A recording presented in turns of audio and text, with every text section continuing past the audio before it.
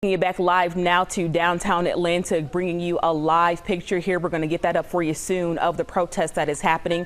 Within the last 5 to 7 minutes, we really saw things start to boil over as those protests went from CNN Center to the state capitol back to Olympic Park. Right now, we see this crowd here still pretty large, and you can just tell the demeanor and the body language and the mood has definitely shifted as we've seen several standoffs with police officers happening here. Not exactly sure how this thing took a turn, but when you meet raw emotion with daily events and headlines that are playing out in our society as we speak, look at that crowd. This looks like a standoff where you see the police officers facing the crowd there, the crowd looking back at them, holding those signs up, really coming to a fever pitch right now. We do want things to continue to stay peaceful, but it looks like that is not the case anymore, with just the whole tone and the vibe changing, and that crowd has grown exponentially. They started to gather about 3 o'clock. They just put out this flyer yesterday. I received it at about 3:15, and in 24 hours, they drew a crowd this large, mimicking scenes in Minneapolis, Denver, and Phoenix, and Louisville.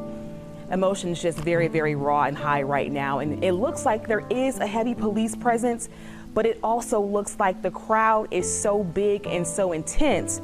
You see the police on the motorcycles there trying to get through the crowd right now as people are waving their signs. One thing that we can say here right now, as we look at this, I have not been able to detect from this live video any sort of tear gas, irritants, or mace that have been dispersed in this crowd. And I think that in itself takes it to another level. So we do not look like we have reached that. We see people waving their hands and no hands being exchanged. If you were with us in the last 10 minutes, you saw some blows that were going back and forth, and even an arrest that happened on live TV.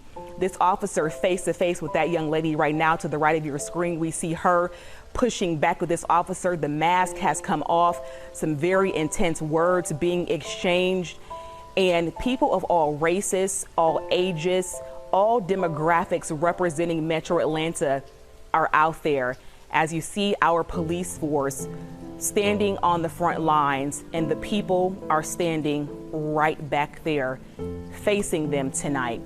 We do have crews on the ground, but we're taking this view because we have dedicated ourselves to keep our team safe above all, but also keeping you informed and letting you know what's going on in our community. The death of Ahmaud Arbery really struck a chord in this community. We saw similar smaller protests happening in Brunswick, another shoving match happening right now. It seems like it just keeps transitioning. So tensions get high in one area, they move, they disperse. A gang of police now swarming in on this very heated crowd, and it just keeps boiling over. It will die down and then it boils back over. And I think that speaks to what our nation is feeling right now. You try to diffuse a situation, but I think we're seeing the results here now of people who are just saying it can't be diffused. They're demanding action. They're demanding the arrest of the additional 3 officers out of Minneapolis. The charges have come down against the 1 officer who had his knee on the neck of George Floyd. Our sister station out of Minneapolis reported that went down for 8 minutes and 46 seconds. More than 2 minutes of that, George Floyd was unresponsive. Let that sink in. As we continue to hear more information, Cheryl, it just breaks your heart to see what this has resulted in our communities. And Cheryl, I know you said you used to talk to your mom about the trust and what happens when trust is broken. I think we're seeing it.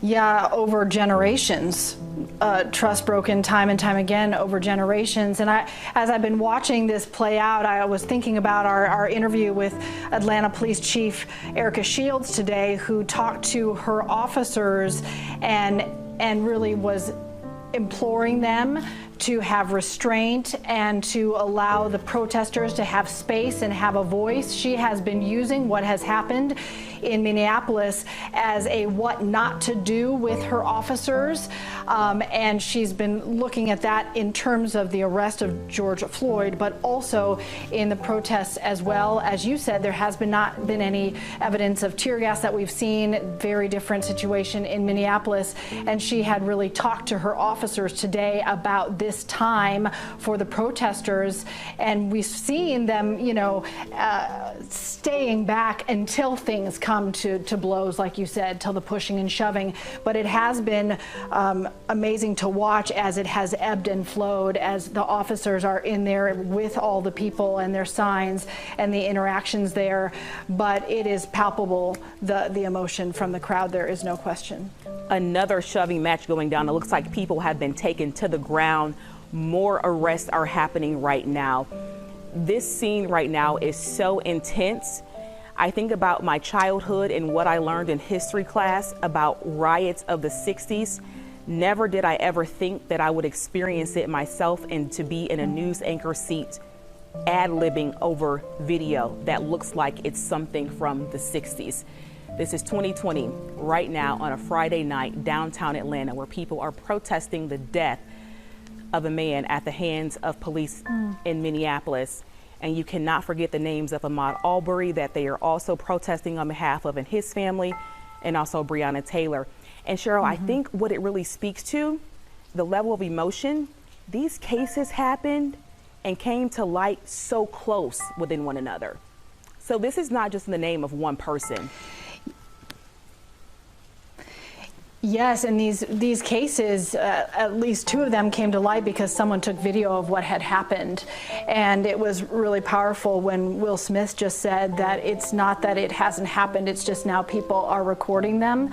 And I think even as people at home are watching what's happened here, this is history, and the reason that they have come is because they're saying enough and there must be a change, and that is why they are there on a Friday afternoon. And as you said, a group this big got together in a short matter of time, and we're seeing this in Louisville and Denver and other cities across the country, saying that there has to be a point where it's not just a case happens and then you wait and see what happens next. Like, there has to be a moment of change, a defining moment of change, and I know the protesters are hoping that is the moment that we're seeing now.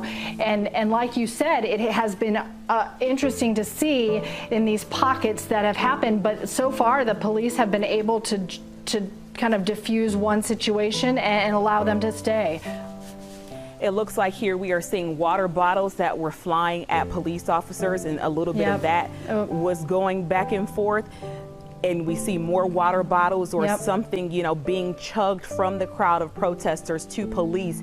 Right now, police are actually being surrounded on both sides. So it's not the protesters on one side of the street, they're on the other. These officers right now on their bikes, it looks like they're moving out of the way. That's what we saw in Minneapolis last night. The officers decided to stand back. They fell back in a major way. What I can say is I am so thankful that we are not seeing anything to that level of fire and things of that nature. I think the extent of what we've witnessed so far was just the water bottles being thrown.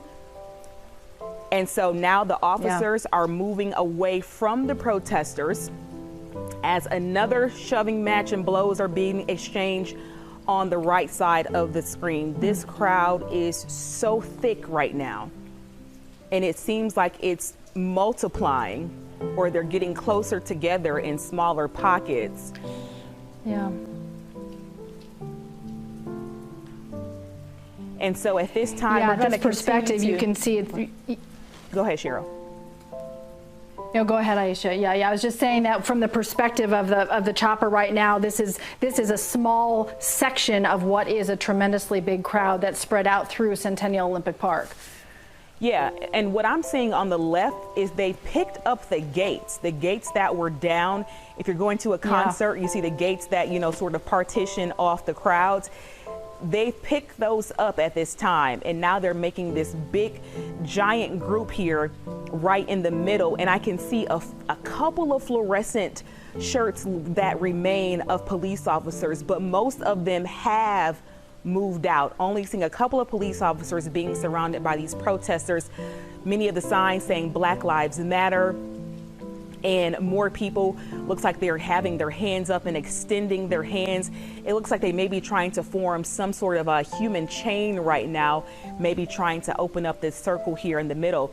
We do still see quite a few police now that we have this view zoomed in a little bit more. More police officers are still out there, but the ones on the bikes looks like the crowd that moved out of the way, but officers on the ground now. The protesters pushing in on them. The officers are the ones backing up, looking like they're overtaken by this crowd.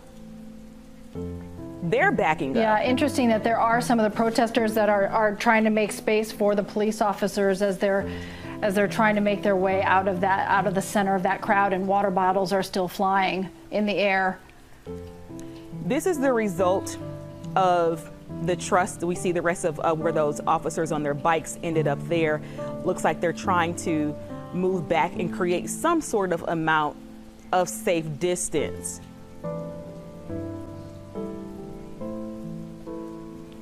We are seeing those officers now they're going to have nowhere to go. Those officers that are backing up, up into the bicycles and form a line there. At the same time, they have to protect one another, and a part of the badge is still to protect that crowd out there. That is still the community that you serve. You want to protect those people too. We see the second group over here. I'm not sure what they're doing. Looks like they may be sitting down and surrounding a couple of these police cars right here, and they formed a circle where they have decided to set up shop. So the protest has now broken up into several groups. This huge crowd over here to the left of the CNN sign, the huge crowd to the right of the CNN sign is doing something totally different. Look at the magnitude of this. We also see that we have some police crews monitoring this from above too at the building across from the CNN Center. Maybe that's one of the parking structures there downtown. I'm not familiar with exactly what that area is, but it's being closely monitored. Heavy police presence, but the crowd is bigger. We can see that from above. The crowd is indeed bigger. This is more of a view from the ground there. Yeah, no question about it. Yeah, it's interesting you had mentioned that Hope Ford is there in the crowd or is at a safe distance away, which is why we're relying on the helicopter right now. Here's the perspective from the ground there. As you've got some people that are just watching, holding signs. Traffic has stopped there at the intersection. As you said, this is really in a lot of different places around the arena, Centennial Olympic Park, the CNN Center. It's that whole area of Midtown, but right in front of the CNN sign is where really the pushing and shoving has been happening, and where the police have now formed a line and stopped the movement of the largest section of a crowd that is in a couple of different areas, Aisha.